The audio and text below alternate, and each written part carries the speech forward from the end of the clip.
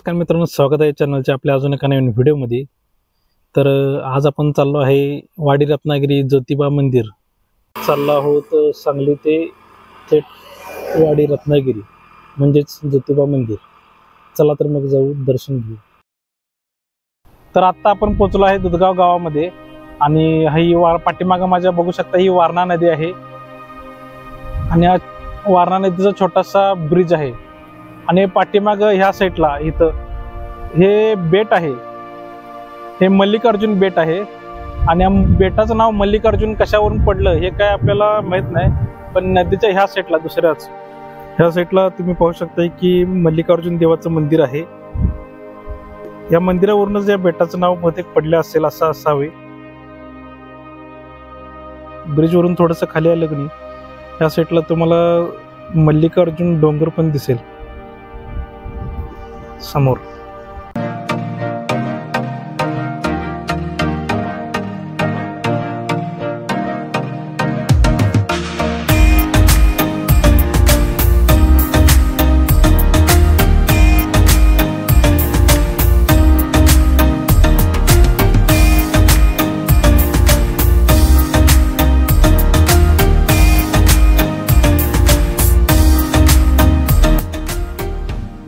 तर आता आपण पोहोचलो आहे ज्योतिबा डोंगरच्या पायथ्याला। हा समोर हा दिसतो हा ज्योतिबा डोंगर आहे।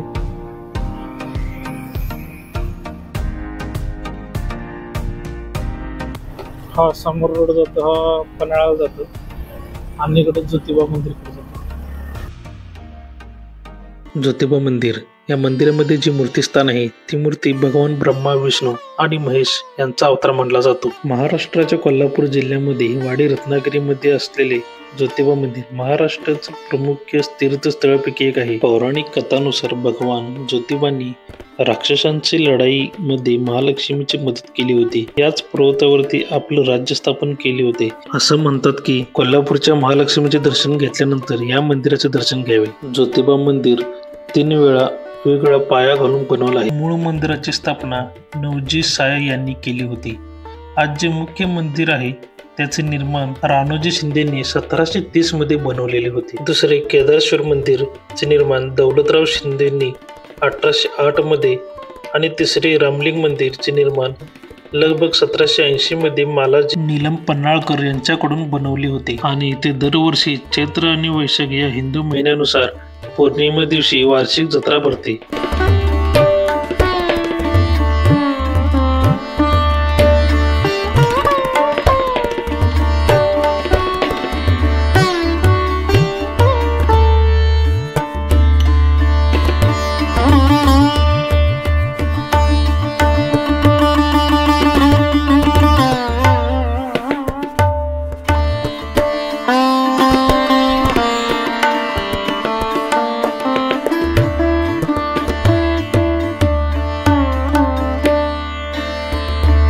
पौर्णिमा असल्यानिमित्ताने ओढाला फेऱ्या मारत आहेत या साईडला।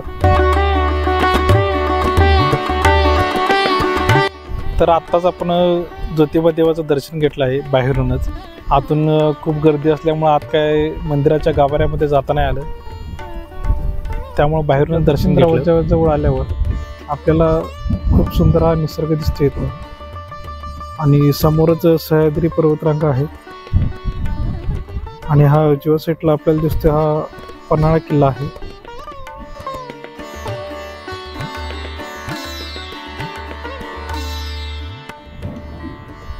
दक्षिण दिग्विजय महादरवाजा इथून हा सरळ खाली रस्ता जातो, हा गोमुखला जातो। खालती गोमुख आहे तिकडं खालच्या बाजूला।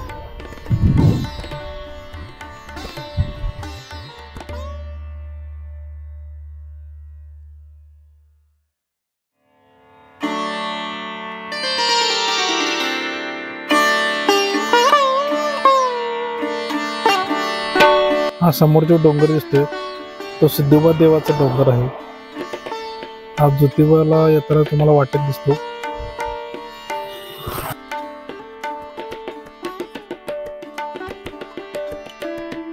आपण ज्योतिबा देवाचं दर्शन घेतलं आणि खाली यमाई देवीचे दर्शन घेतलं। पुन्हा भेटू अजून एका नवीन व्हिडिओमध्ये। आणि आपल्या चॅनलला नवीन असेल तर लाईक, शेअर आणि सबस्क्राईब करा, जेणेकरून अजून तुम्हाला नवनवीन व्हिडिओ पाहावयास मिळतील. तोपर्यंत धन्यवाद.